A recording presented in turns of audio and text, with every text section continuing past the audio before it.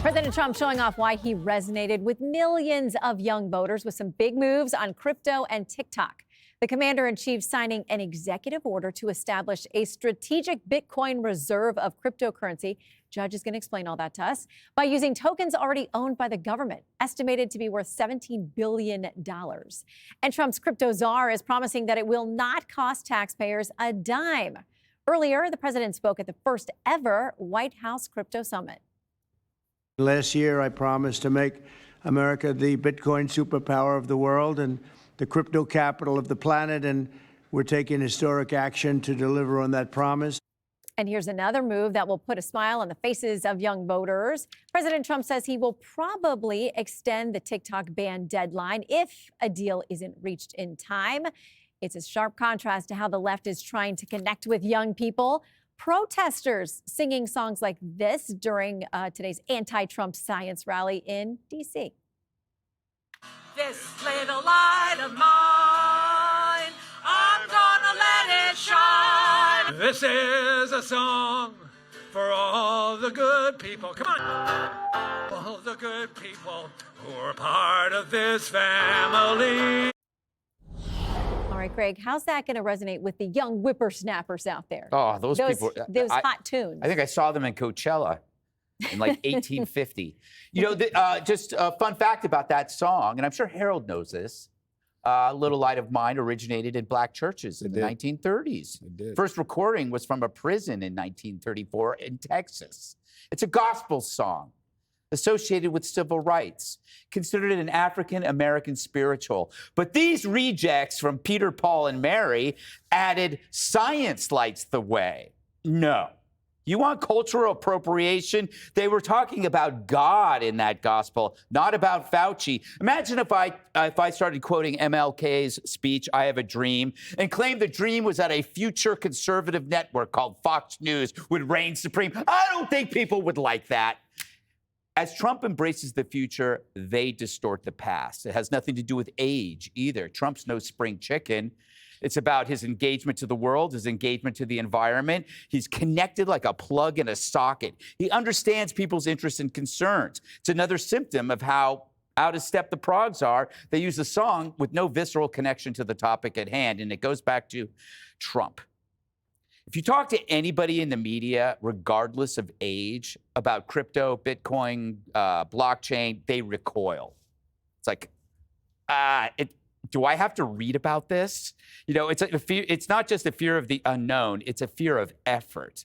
It's a lot of work to get up to speed. Meanwhile, a guy who's closing in on 80 gobbles this stuff up. Doesn't matter what thing it is. He just goes, have somebody brief him for 20 minutes, and then he's on board. No wonder he's scooping up young people, because he can effortlessly just kind of like walk in on their turf and get it.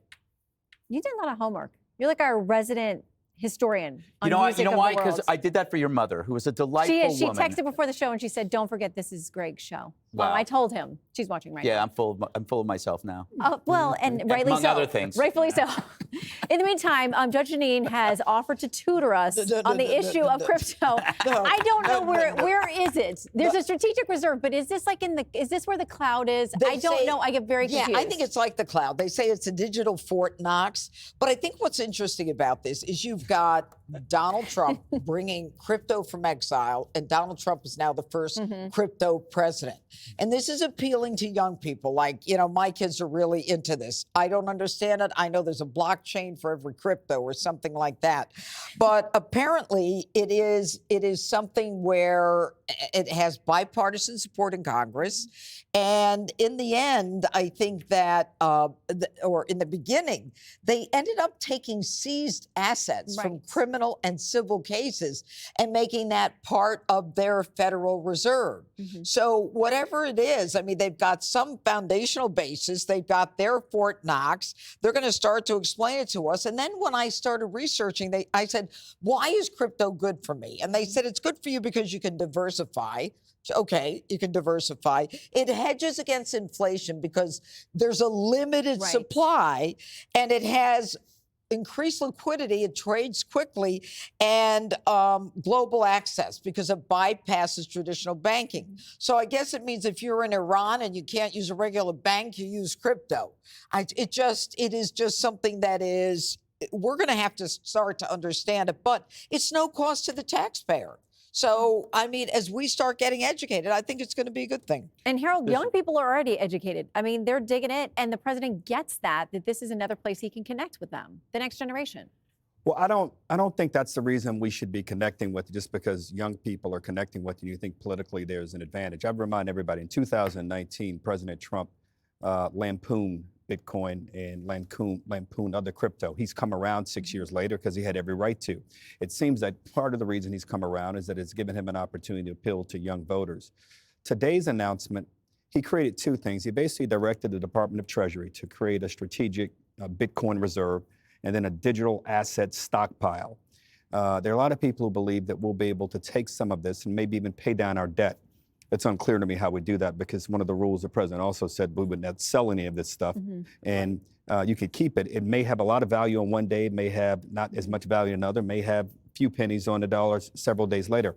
I'm a believer in the technology that undergirds it, which is what the judge was talking about, called blockchain. Borrow against it? Is that one of the advantages? Well, if you have it in your portfolio, perhaps you can. If you invest in it, if you buy it, Jesse's you can. Jesse fell asleep during that. I didn't pick this segment. Let me say this. Let me say this. I want to TikTok. I hope the president changes his mind on TikTok. He has a strong. Wait. Change it which way? Because he was against it before, trying to get rid of it. Now he's for it and he's trying to save it. So you want him to not keep it? I do. I believe it is a danger and a threat to our national security. President Trump believes that if we produce more things in America, he's going to reduce tariffs on other countries. I may disagree with how he's doing it, but I understand the notion. What I don't understand is TikTok, the Congress, the Supreme Court in a 9-0 decision said that what they're doing is collecting information on young people mostly, and could very well weaponize it. And they've said not to do that. And the president continues to want to go. And he's only doing it because he likes it. Shine and Temu has your credit card. They have your address. They have your telephone number. TikTok's a little different than that. But the Supreme Court. They are Chinese companies. The Supreme Court in a 9-0 decision said that Congress went through this laboriously. You had every Republican and Democrat on the entire. I'm just saying, I just think it's bad. I just remember, though, when it went down for like 24 hours, Jesse's dance videos couldn't get out there, and it was a national emergency. Yeah, I want to talk about the singing. We're back to the singing. Okay. You speak my language. I want to talk about Bitcoin. I bought Bitcoin, but I don't want to talk about it. It's the baby boomers. This is what happened. The greatest generation comes back from war. They were all bent out of shape after the Depression, too, and they had lots of kids. And they spoiled them, and they gave them everything. And all of these children just competed for attention. And you get the 60s, and they're all like, me, look at me. I'm going to sing. There's no consequences, free love. And then they got lucky, because you hit the Reagan 80s, and then all the way up until now, they rode out the greatest stock market rally in the history of civilization. So now they're at the top of their game, and they're all rich. And they drove this country into a ditch. Look at the border. Look at the debt.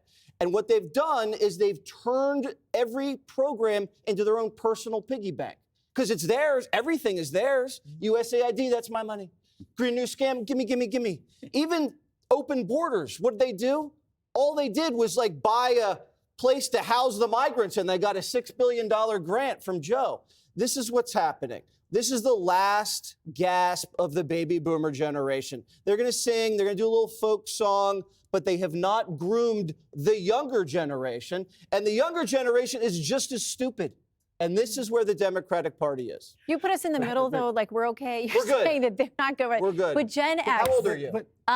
You're not supposed to ask. Don't tell. I'll say I'm Gen X. Dumb people you're talking about, after we got attacked on 9/11, they went and defended us and beat those doggone terrorists. I don't think they're all that way. There are. Okay, we got to go. We'll discuss our generational differences during the break.